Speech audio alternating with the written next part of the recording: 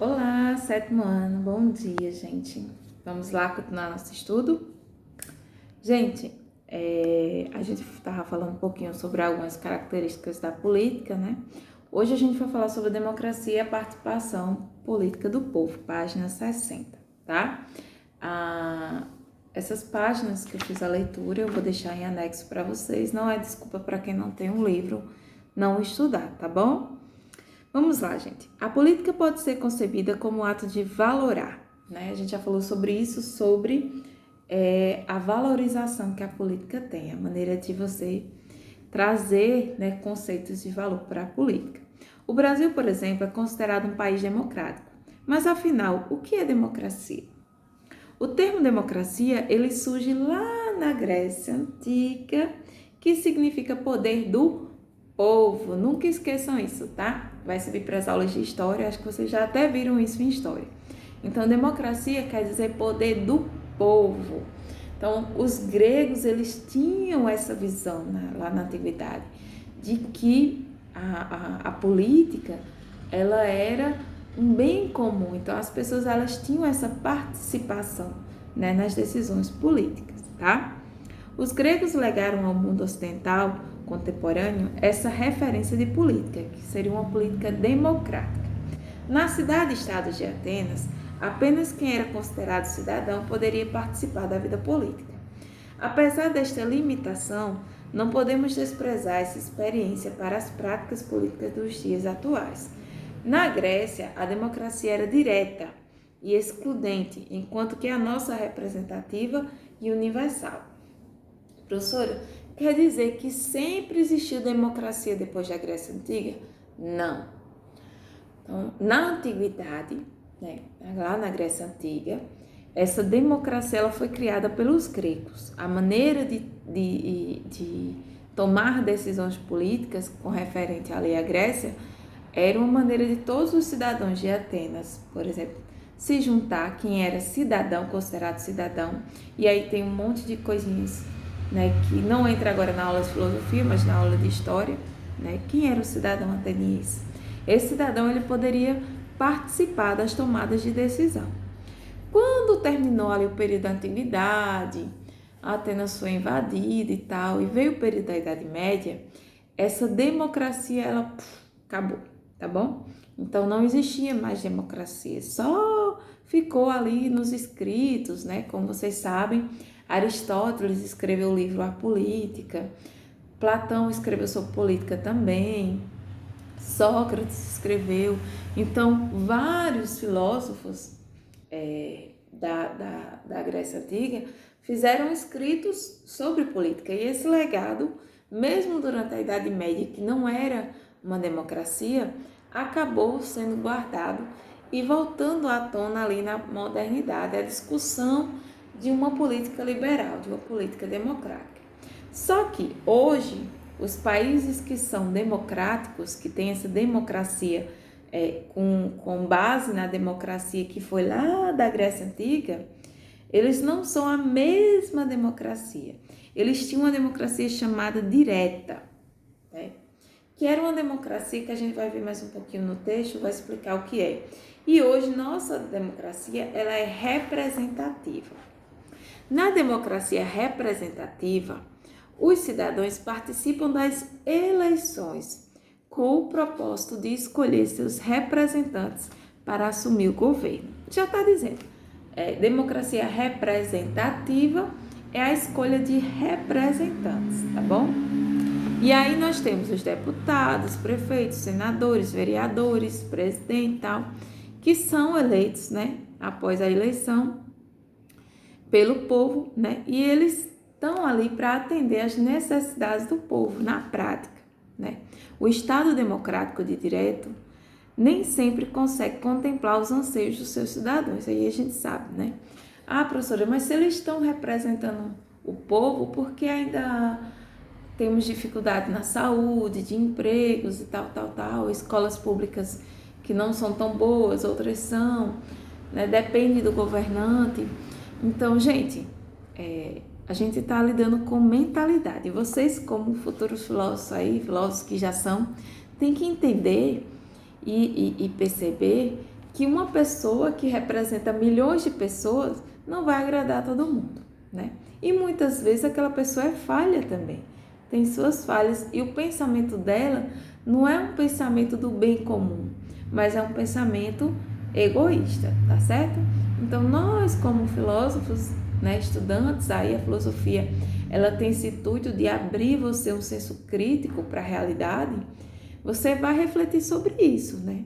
Se hoje existe essa política que em todos os países tem, que é corrupta, tal, que não atende ao bem comum, é porque as pessoas que estão ali na frente, elas têm esse lado também egoísta, um lado que tem interesses próprios, né? Então, tudo isso, né, existe nos dias atuais.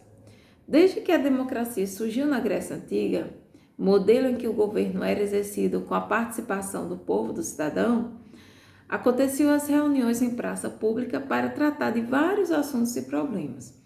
Então, esse tipo de reunião na Grécia Antiga em praça pública, quando as pessoas discutiam e tal os problemas e tomavam as decisões, era chamada de democracia direta, tá? Então, na Grécia Antiga, a democracia era direta porque toda tomada de decisão com relação àquela cidade, por exemplo, de Atenas, tinha que ter participação dos cidadãos numa assembleia que era aberta, não tinha representantes. Você, como cidadão, você poderia falar, né? Fulaninha, como cidadão, poderia falar. E ali, no consenso da maioria, chegava-se a uma decisão, tá bom? Já na democracia representativa, que é a que temos hoje, nós escolhemos as pessoas através de um voto que vai nos representar. Não tem um país como o Brasil como reunir todo mundo numa praça e tomar as decisões como na Grécia Antiga. Então, se chegou à conclusão que o melhor era escolher líderes que representassem o povo nessa grande praça que é o sistema de governo que nós temos. Então, digamos que essa praça da Grécia Antiga seja o Congresso Nacional, seja a Câmara de Vereadores da nossa cidade. Então, é nesses espaços, né, onde as pessoas que estão ali, os vereadores, os deputados, os senadores, se reúnem como se fosse na Grécia Antiga, a grande praça, né, para tomar as decisões que vão reger aí a vida do Estado, tá bom? Espero que vocês tenham entendido isso. Então, essas pessoas que a gente escolhe, elas vão passar por um mandado político. E é esse mandado político que dá poder a elas de fazer essas votações e essas escolhas, tá bom? Nem sempre eles escolhem, como eu falei para vocês. Desculpa, eu tô rouca, tá, gente? Eu gravei muita aula já essa semana. Então, nem sempre eles escolhem aquilo que a gente considera ser o melhor, né? Mas para a gente não pode ser o melhor, mas para o meu vizinho é o melhor, né? Para o meu parente é o melhor. Então, como filósofos, a gente tem que entender que cada pessoa, cada cabeça é um mundo. Então, cada um tem a concepção daquilo que seria melhor, tá? Então, não existe uma concepção universal de melhor, de bom. Então, não tem, tá? Então, aquela pessoa que foi escolhida, eleita pelo povo, ela tá ali, né? Foi eleita pelo povo, ela vai tomar as decisões com base em si e no povo. Então, não tem como agradar todo mundo, tá bom? Então, isso aí é uma democracia representativa. O que eu quero que vocês entendam nessa aula. Democracia representativa é a nossa democracia de hoje, onde elegemos uma pessoa, e democracia direta era aquela democracia da Grécia Antiga, onde todos os cidadãos se reuniam numa grande praça e faziam parte. Não existia um líder, não existia um representante, mas existia todos os cidadãos tomando uma decisão, tá bom? Às vezes você pode ouvir falar em assembleia representativa, que, por exemplo, o Estado, alguns estados, elas colocam essas assembleias. Por exemplo, o Estado recebe uma verba de tantos milhões a mais, ou está sobrando nos cofres do Estado tantos milhões a mais. Então, ele vai em tal cidade, ali uma cidade com um número X de habitantes, e diz, olha, nós temos tantos milhões aqui, queremos saber de vocês, né, do povo, queremos que o povo fale aonde esses milhões deveriam ser gastos, na educação, na saúde, na segurança. Então, existe esse tipo de assembleia representativa, direta, na verdade, aonde as pessoas vão lá e dão sua opinião, mas que no final, né, o voto da maioria é quem vai ganhar, né? As pessoas já, fulano disse que seria melhor para a segurança, fulano disse que seria melhor para a saúde, e ali começam a fazer esse debate, aonde esse dinheiro seria melhor empregado, tá bom? Cabe aqui uma reflexão, quem melhor do que você sabe que o que é bom para você mesmo? Essa é uma pergunta fundamental para problematizar a democracia representativa. Qual a garantia de que as pessoas que escolhemos para nos representar irão cumprir essa função?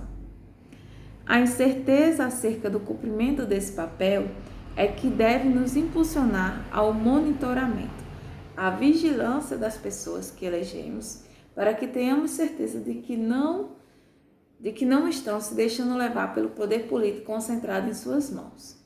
Alguns direitos garantidos em uma democracia: liberdade individual, igualdade perante a lei, sem distinção de sexo, raça ou credo, direito ao voto, direito à educação, direito ao livre exercício de qualquer trabalho ou profissão. Então, dentro de uma democracia, nós temos essas características, esses direitos, né? De ter liberdade, de ter igualdade perante a lei, do direito ao voto, do direito à educação e de poder exercer qualquer profissão, né, ou trabalho. Mas a reflexão que o livro nos traz é, eu elegi fulano, agora ele que se vire lá. Nem me importa, quando for daqui a 4 anos é que eu vou pensar em que eu vou eleger novamente. É esse o pensamento que leva a tomadas de decisões erradas, né? Se a população brasileira, se a população dos Estados Unidos, se a população de Israel, qualquer seja o local que é uma democracia, se ela pensasse, né, durante esses 4 anos que a pessoa está no poder, ou 2, ou seja o que for, se ela começasse a avaliar dia após dia como tem sido as tomadas de decisões desse líder político, não existiria tantas falhas numa eleição, né? Porque as pessoas estariam pensando num bem mais comum, não só naquilo que ela quer para si própria, tá? Então, as pessoas dizem, todo político é corrupto, todo político falha. Gente, a gente vai para uma eleição, as pessoas vendem o seu voto por um saco de cimento, por um emprego. Então, a corrupção já começa a partir do momento que o meu voto não é no bem comum, que o meu voto ele é caracterizado pelo meu egoísmo, pelos meus interesses próprios. Então, julgar um político e dizer que ele é corrupto, que ele é isso, que ele é aquilo outro, tal, tem que pensar primeiro em quem elegeu ele, né? Quem é esse cidadão que elegeu fulano, né?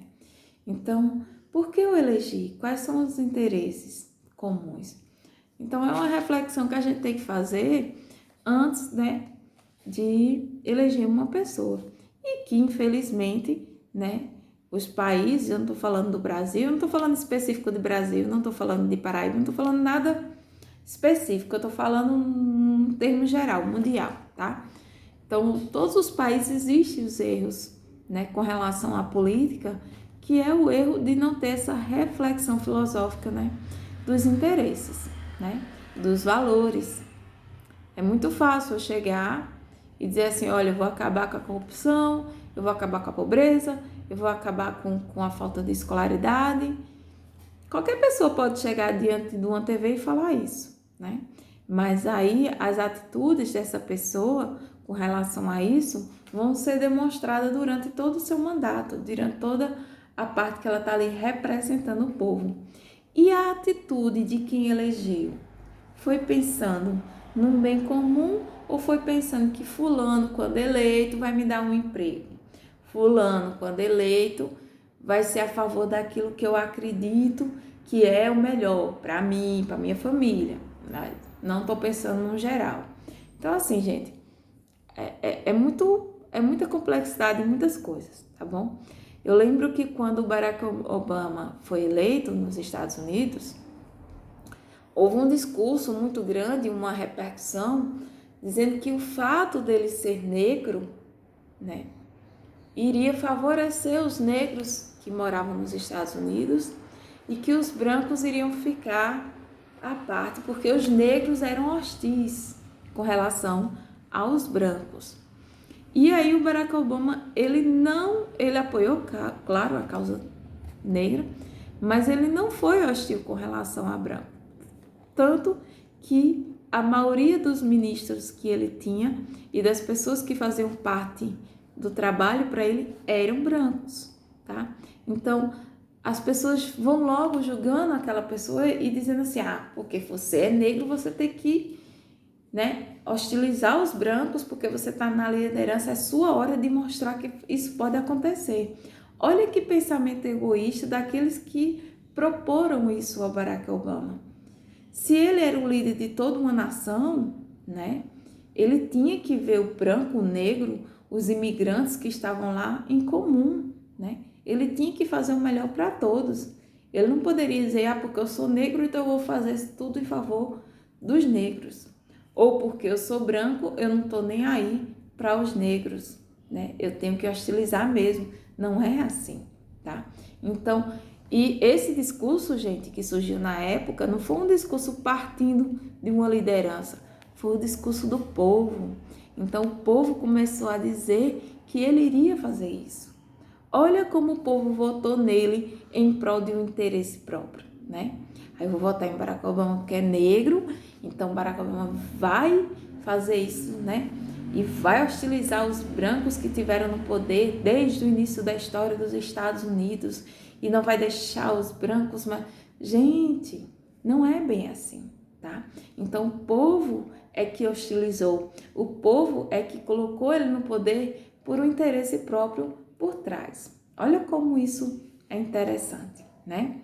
Então, a mente da gente, às vezes ela é muito egoísta, tá? Então a gente não para refletir os valores. E a filosofia, desde a aula passada, eu bato no martelo para vocês, ela traz essa reflexão de valores, né? Quais são os valores de eu querer alguém me representando, né? Quais são os valores dessa pessoa? É bom a gente sempre pensar nisso como uma maneira de trazer um universo melhor, uma vida melhor, né? Uma vida que seja boa para minha família e para a família do meu vizinho, para a família da pessoa que eu não conheço, que está lá em outro estado, mas que será. Nunca vamos chegar numa perfeição. A perfeição não existe. Quando se fala em coletividade, a perfeição não existe, tá bom? A perfeição, ela é individual. Aquilo que é perfeito para mim não pode ser para você. Mas numa coletividade, a gente nunca vai chegar numa perfeição. A gente vai chegar numa situação onde amenizamos, né, o sofrimento do próximo, onde amenizamos a situação de pobreza, a situação de falta de educação, de saúde, mas não numa perfeição, né? Porque por mais que tenhamos algo, sempre alguém vai dizer que não é o suficiente, tá? Isso aí faz parte da coletividade, não adianta. Lembre-se disso, perfeição é individual, coletividade não se chega à perfeição, tá bom? Então, eu faço um trabalho em grupo e 5 alunos, vamos dividir a turma em 5 alunos, tal, os grupos de 5 e tal, e vamos apresentar os trabalhos.